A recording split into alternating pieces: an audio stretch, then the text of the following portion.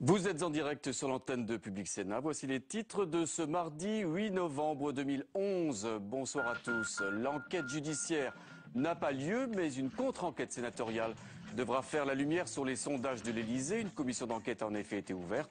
Les choses vont aller vite, affirme ce soir François Rebsamen, le président du groupe socialiste au Sénat.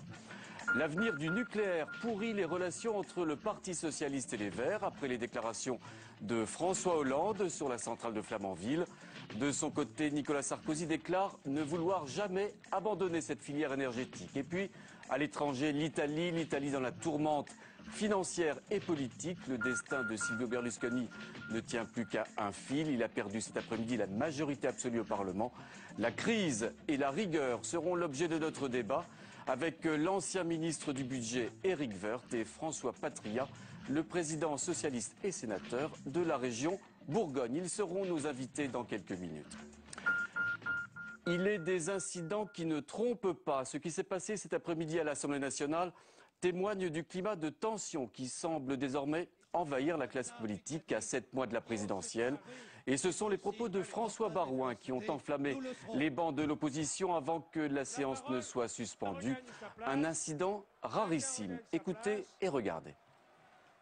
Est-ce du courage de mentir, de basculer dans la démagogie, de taire la vérité, de vous accrocher à des vieilles lunes socialistes qui vous ont certes conduit par effraction au pouvoir en 97 et vous n'avez rien fait, de la croissance venue de l'extérieur à travers la bulle Internet.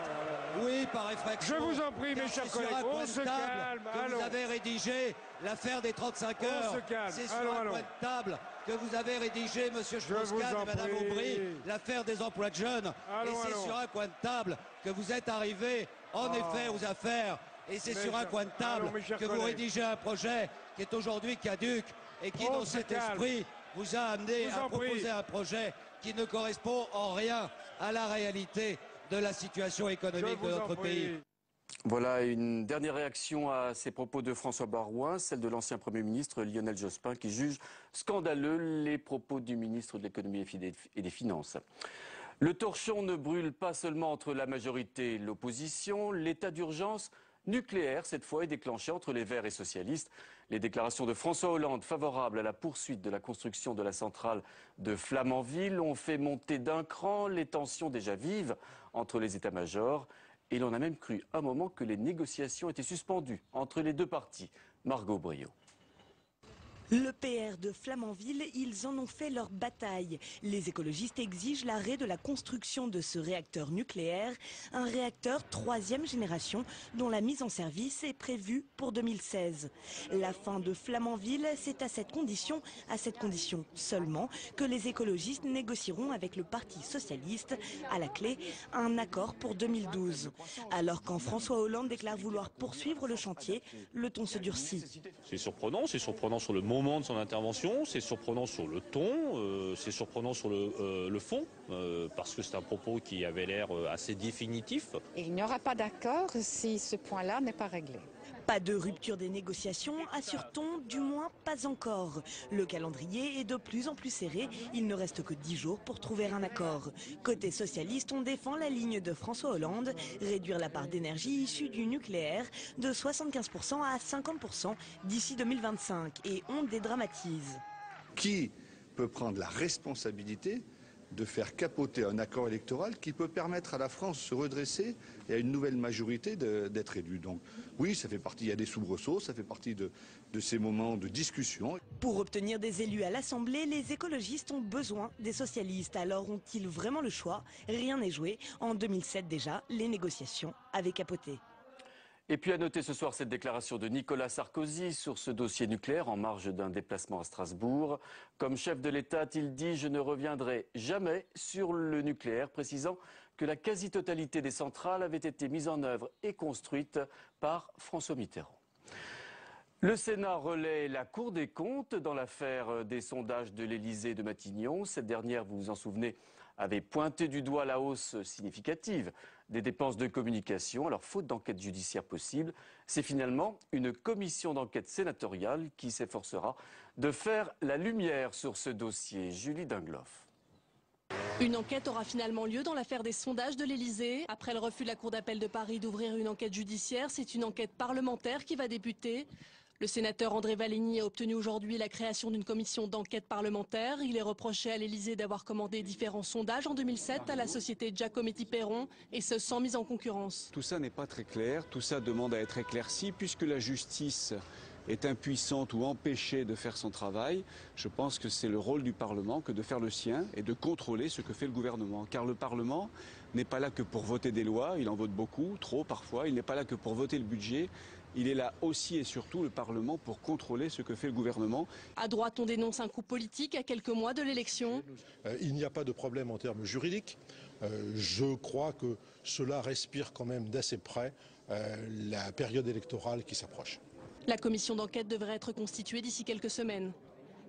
Oui, et cette affaire repose d'une certaine manière la question du statut pénal du chef de l'État. Le Sénat entend bien reprendre la main sur cette question avec l'examen d'un texte déposé par François Patriat. Il sera notre invité dans quelques instants. Écoutez à ce propos le président de la commission des lois ici au Sénat, Jean-Pierre Sueur. Le chef de l'État est totalement irresponsable des actes et ne peut pas être poursuivi pendant le cours de son mandat.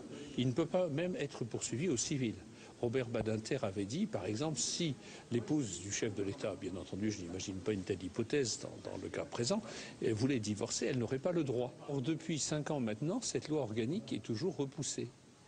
Et le gouvernement a d'ailleurs déposé un projet de loi, mais ne l'a pas inscrit à l'ordre du jour. Donc, c'est un sujet qu'il faut traiter. Et ce serait bien que ce soit traité une fois pour toutes. Et puis, suite au Sénat du débat sur le budget de la sécurité sociale, les sénateurs viennent de voter, il y a quelques minutes à peine, l'abrogation de la taxe de 7% imposée aux complémentaires santé. Objectif des parlementaires, éviter une hausse brutale du prix des contrats des particuliers.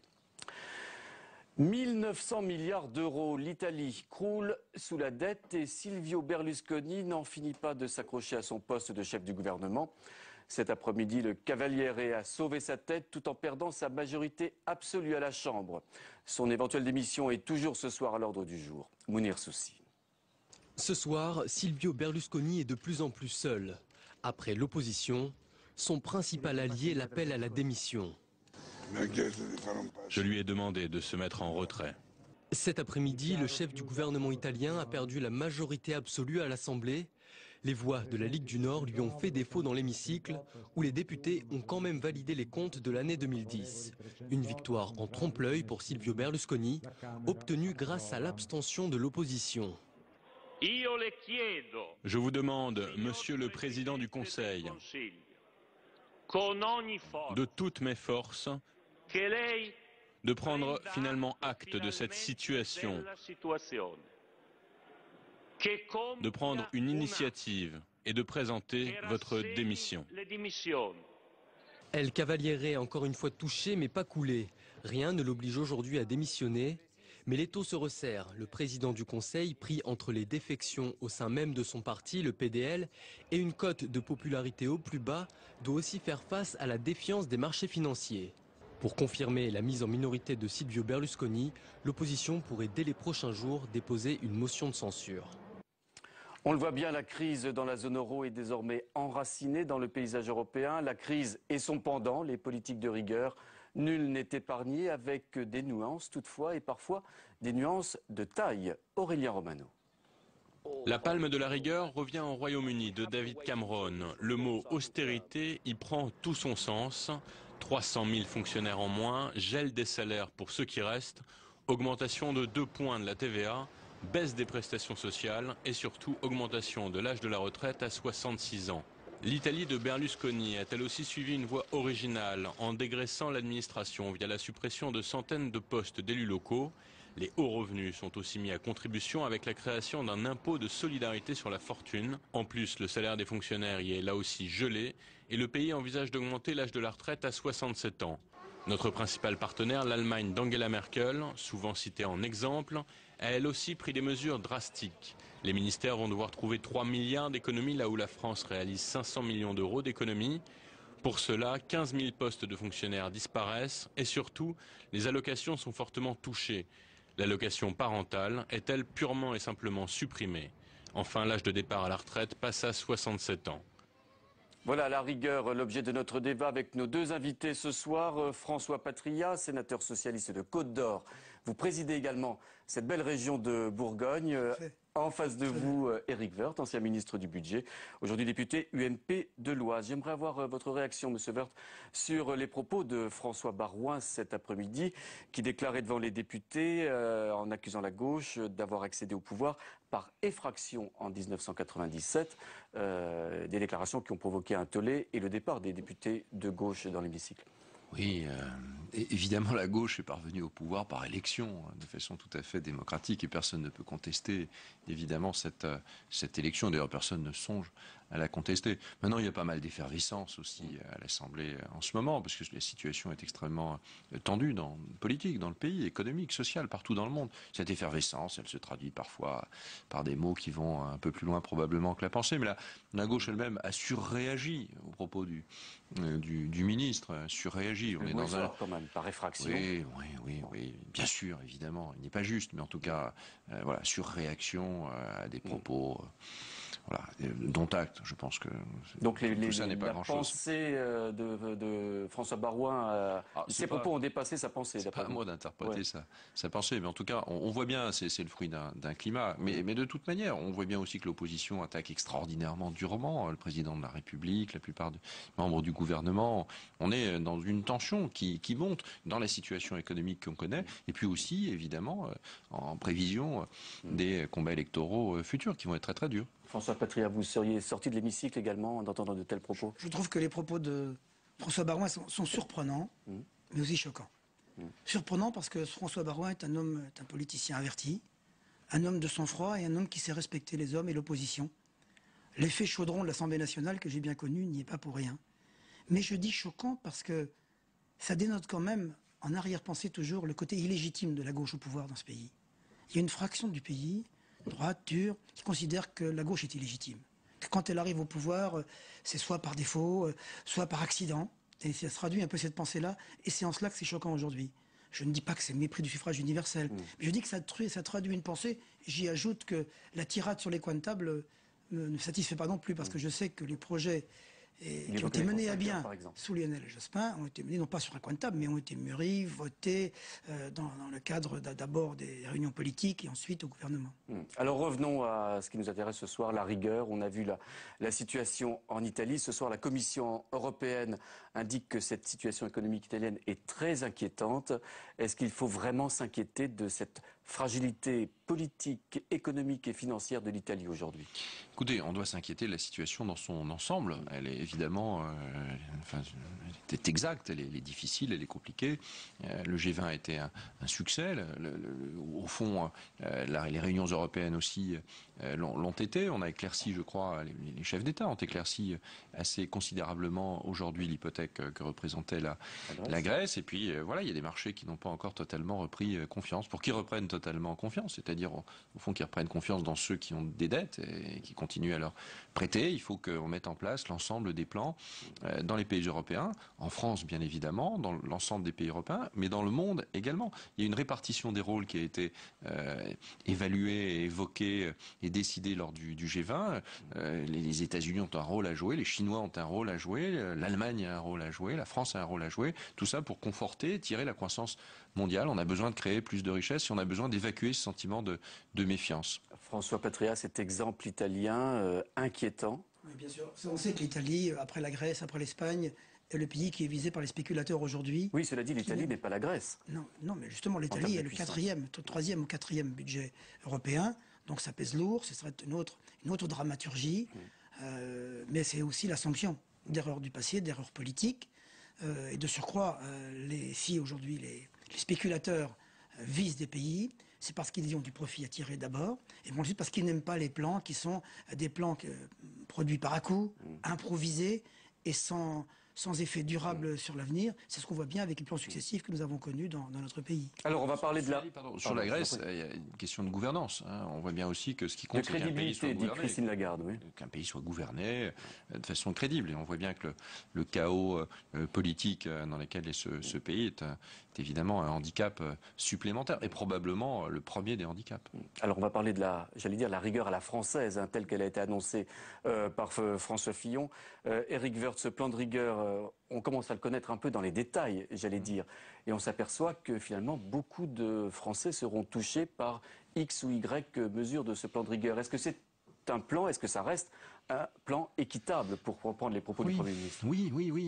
C'est un plan équitable dans lequel les efforts sont partagés. Il est aussi nécessaire. Personne n'est hors sol par rapport à la crise. Elle touche tout le monde. Et si on veut que ça n'accable pas encore plus les populations les plus faibles, que ça n'accable pas encore plus l'emploi en France et en Europe, il faut prendre des mesures. Et ces mesures, c'est des mesures d'effort. Ça fait jamais plaisir. C'est plus agréable de répartir de la richesse que de prendre des mesures d'effort. Et pourtant, c'est nécessaire. C'est pas vrai uniquement en France. C'est vrai partout, dans le monde entier. Et donc la France n'y échappe pas. Elle y échappe plutôt un peu mieux que la plupart des autres pays. Donc ce plan, il est structurant. C'est pas des mesures de bricolage pris comme ça, au fur et à mesure, une sorte de liste incohérente. C'est des mesures réfléchies, c'est des mesures structurantes. Quand on accélère la réforme des retraites, c'est normal. J'ai présenté cette réforme et je l'ai élaborée avec 2% de croissance. Il y a moins de croissance, il faut revoir les choses. Et c'est une réforme de structure. Quand on crée un taux intermédiaire de TVA, c'est une réforme de structure. Ça veut dire que c'est vrai que la consommation est au fond une base d'imposition assez pratique. Et en même temps, évidemment, on doit protéger la consommation des plus faibles d'entre nous, ceux qui ont un pouvoir d'achat plus faible que les autres. Donc le taux de 5,5 est maintenu, ce qui est un taux plutôt faible par rapport aux autres pays européens. Tout cela, on doit bien l'avoir en tête. C'est vraiment une question de responsabilité et de justice. Alors je sais bien que c'est très facile de se jeter comme ça à la figure l'idée que tout est inéquitable et injuste. Ce qui serait le plus injuste, je vais vous dire, ce serait de ne prendre aucune décision. François Patria, sur ce plan équitable, Éric Woerth vient de parler de bricolage. C'est les propos qui ont été tenus par François Hollande, je crois. J'avais eu avec Éric Woerth ce même débat il y a 4 ans sur ce plateau. Et je disais à l'époque que quand Mme Lagarde affirmait que la loi TEPA serait un choc de croissance et un choc de confiance, je n'en croyais pas un mot. C'était des mesures sectorielles, catégorielles, qui étaient contracycliques par rapport à la récession que nous connaissons. Il s'est passé des choses. Et aujourd'hui, on s'aperçoit qu'il faut revenir, qu'il faut détricoter tout ce qui a été affirmé. D'abord le recul. Le recul sur, après avoir affirmé pendant des mois et des mois qu'il n'y aurait pas de rigueur, aujourd'hui il y a rigueur. Mais cette rigueur, elle est imposée par les agences de notation et ce plan lui-même, il est imposé, il vise à répondre aux agences de notation et non pas à répondre équitablement à la situation de crise que nous connaissons. Mais ce plan est imposé également par l'ampleur des dettes et en particulier la dette française. Ce plan, il est injuste, il est insuffisant et il est incohérent. À l'instant, Éric Woerth vient de dire sur les retraites, c'est manifestement, malgré tout, un revirement. Lorsque M. Woerth a défendu avec beaucoup d'abnégation sa loi devant le Sénat, devant le Parlement, il avait dit, voilà, le problème est réglé pour 10, 12, 15 ans. On s'aperçoit qu'un an après, il faut revenir dessus et qu'il faut l'avancer. On change déjà la loi. Mais est-ce que vous admettez que les indices économiques en particulier et financiers puissent éventuellement infléchir la loi? Nous n'admettons bien entendu qu'il faille faire des efforts, que nous allions vous tourner vers une forme de rigueur. Ce que nous souhaitons, c'est que cette rigueur soit appliquée justement. Quand on sait, je dis injuste, que l'effort qui est demandé, qui va rapporter 4,5 milliards d'impôts sur les 7 milliards pour l'année prochaine et le reste, c'est la TVA. Il va être à 84% pour supporter par les plus démunis et seulement par 15% par ceux qui ont les revenus les plus élevés, on voit bien l'injustice. Il est insuffisant parce qu'il prévoit de combler 6 à 7 milliards. Mais on sait bien que Jérôme Cahuzac l'a dit, d'autres l'ont dit. Aujourd'hui, des banques le disent, le déficit, il sera de plus, la croissance sera inférieure. Aujourd'hui, on dit 0,5, on dit 0,6, on dit même 0%. Il faudra encore recommencer. Il faudra commencer une 4e mesure. Donc il est insuffisant. Il est injuste, insuffisant, inconséquent. Et c'est la raison pour laquelle nous pensons qu'il fallait... Les propositions que fait la gauche aujourd'hui, c'est de dire qu'il y avait d'autres mesures à prendre. L'abrogation à elle seule des avantages sur les heures supplémentaires, c'est 4,5 milliards. C'est autre chose que d'aller ponctionner les gens sur leurs mutuelles, que d'aller augmenter la TVA sur les produits de nécessité, ou bien de désindexer les primes sociales. On sent la gauche comme extrêmement prudente sur cette affaire de rigueur. Les choses se mettent en place et les réflexions s'affinent en ce moment. Je pense évidemment à François Hollande. Vous savez, l'effort, il faudra se l'imposer. On sait que pour arriver à l'équilibre budgétaire, et Eric Woerth ne me dirantira pas, il faut d'ici 2016 trouver 100 milliards. Ces 100 milliards, ils doivent être trouvés pour partie en 50 milliards d'économies et en 50 milliards de prélèvements supplémentaires. Ce qui d'ailleurs, pour l'instant, ne nous amène pas à une baisse des prélèvements obligatoires, dont nous battons les records historiques. Or, Nicolas Sarkozy, qui a dit « je ne serai pas celui qui augmentera les impôts », se voit contraint aujourd'hui de les augmenter. Vous avez dit beaucoup de choses. Moi, on a besoin d'être réaliste dans cette affaire. Et on a besoin de regarder les choses en face. Ça fait probablement un siècle qu'il n'y a pas eu de crise de cette nature-là. Ça change absolument tout. Ça change absolument tout. Et quand j'entends François Hollande, j'ai l'impression qu'il est, pour reprendre l'expression que j'ai déjà évoquée, complètement hors sol. J'ai l'impression qu'il nie la réalité de cette crise. Et cette crise, il faut l'aborder de façon extrêmement pragmatique et extrêmement juste. Tout le monde, sinon, en souffrira encore beaucoup plus. Et en France, on a su préserver le pouvoir d'achat.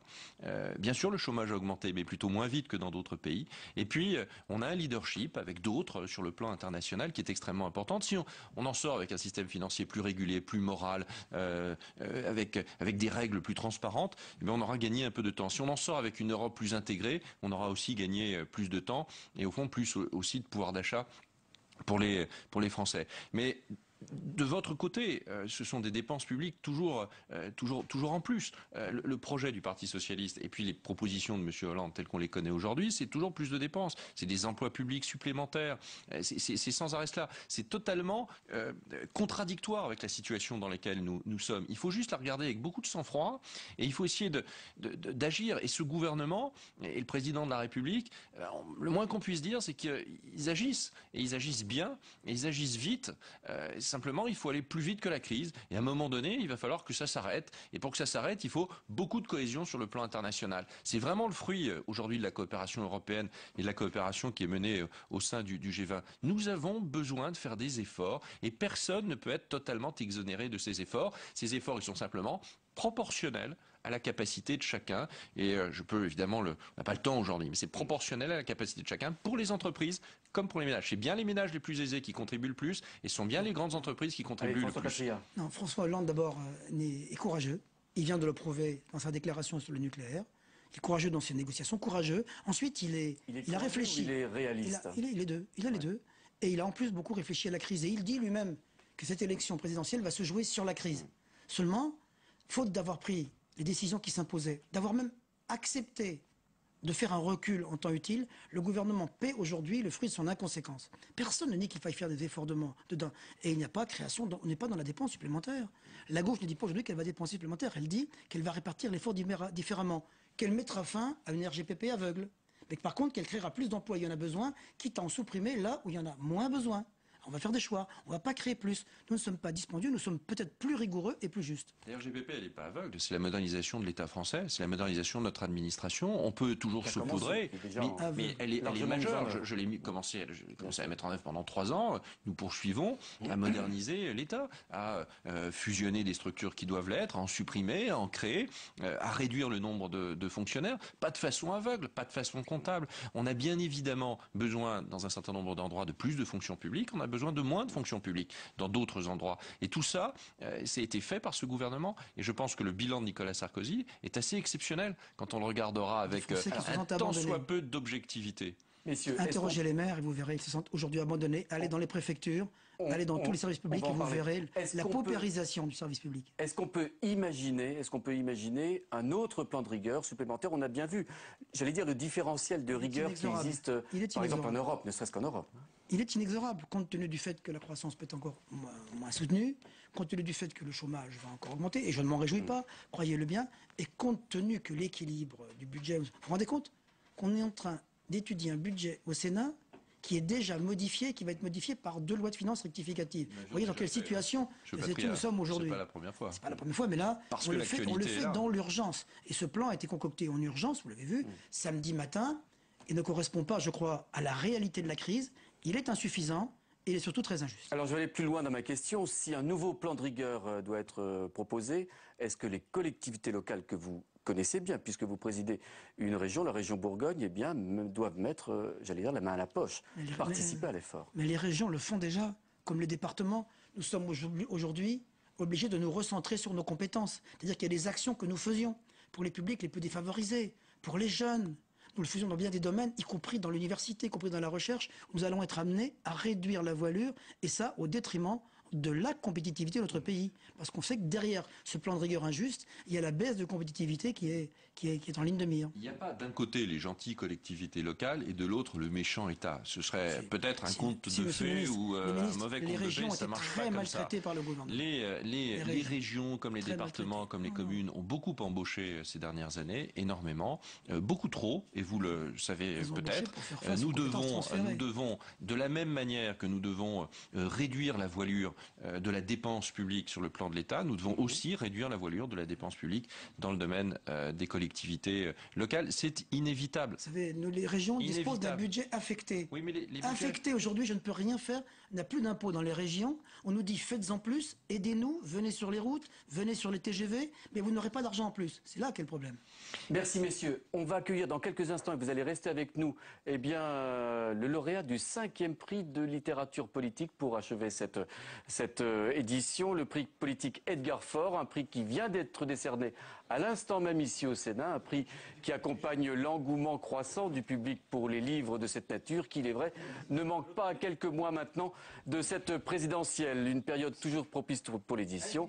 Et puis ce prix a également pour objet eh bien, de perpétuer la mémoire d'Edgar Faure, sénateur, député, président du Conseil, ministre, académicien et avocat, une carrière incroyablement prolixe et flexible qui a marqué la vie politique française. Monsieur Fabien Lecoeuvre, vous êtes le lauréat de cette année. Alors, d'abord, félicitations. Oui, ça vient d'arriver il y a moins d'un quart d'heure. Je suis très surpris. Oui. Déjà, je suis content de ce prix Edgar Faure parce que je trouve que c'est un personnage de l'histoire et qui a tellement servi la République. Bien sûr, autre personnage de l'histoire, c'est le personnage qui est au cœur de votre livre, François Mitterrand. Oui, alors c'est un livre, on a mis à peu près avec Florence Doré-Pavot, qui est co-auteur sur cet ouvrage, on a mis à peu près une petite année pour réaliser ce livre, avec la Fondation Jean Jaurès, avec l'association François Mitterrand. Qu'est-ce qu'on peut dire de plus sur François Mitterrand que ce qui a déjà été écrit énormément? On a voulu faire une vraie biographie, mais historique. Pas d'analyse. Il y a tellement de gens spécialistes pour ça. Et puis, comme m'a dit le président Sarkozy récemment, puisque grâce à ce livre, il a pu aimer François Mitterrand, m'a-t-il confié. Et puis, surtout, il m'a dit, au-delà d'être un livre biographique, c'est un livre d'histoire, de la grande histoire, que les gens peuvent conserver quelque part, si on doit garder un souvenir, à mon sens, du président François Mitterrand. Alors, c'est un livre que vous co-signez avec Florence Pavot-Drory. Qui a été la collaboratrice de Mitterrand pendant pratiquement 25 ans, précieuse collaboratrice. Moi, j'ai eu l'occasion de le rencontrer à plusieurs reprises, puisque j'amenais des artistes à l'Élysée. Oui. Je viens d'un univers totalement différent du monde de la politique. En deux mots, dites-nous. C'est-à-dire que je suis un spécialiste en France de la chanson française, ayant écrit 49 ouvrages sur la chanson française. C'est le seul livre que je fais sur un personnage public politique, François Mitterrand, c'est le livre qui est récompensé. C'est comme ça, vous savez, nul n'est prophète, on connaît bien les devises. Donc voilà, bon, je viens d'un univers, tout le monde me connaît à travers le petit écran, aux côtés de mon ami Patrick Sébastien, puisque vous savez que depuis 5 ans et demi, je suis à ses côtés dans Les Années Bonheur sur France 2. Donc voilà, j'arrive dans un univers qui n'est absolument pas le mien, et j'en suis ravi. Fabien Lecoeuvre, bravo et encore merci de nous avoir visités ce soir sur le plateau de Public Sénat. François Mitterrand, donc aux éditions Marque-Page, un joli volume. Et des belles histoires. Il est épais. Des vraies belles histoires, des petites confidences que m'avait donné François Mitterrand lors des déjeuners, formidables. Par exemple, il rêvait qu'il loupait son bac. Vous savez que Mitterrand avait loupé son bac, la première partie de bac, à cause de l'oral. Alors ça l'obsédait la nuit. Et puis Marie-Louise Terrasse aussi, qui est devenue Catherine Langeais, qui était sa fiancée, pour qui il a écrit quelques milliers de lettres. Voilà, on lira tout ça dans votre ouvrage, je rappelle, lauréat de ce prix Edgar Faure aujourd'hui au Sénat. C'est la fin de cette édition, merci beaucoup messieurs d'avoir été avec nous ce soir. À suivre chez nos confrères d'LCP, Assemblée nationale, un tête-à-tête parlementaire. Très bonne soirée à tous, merci.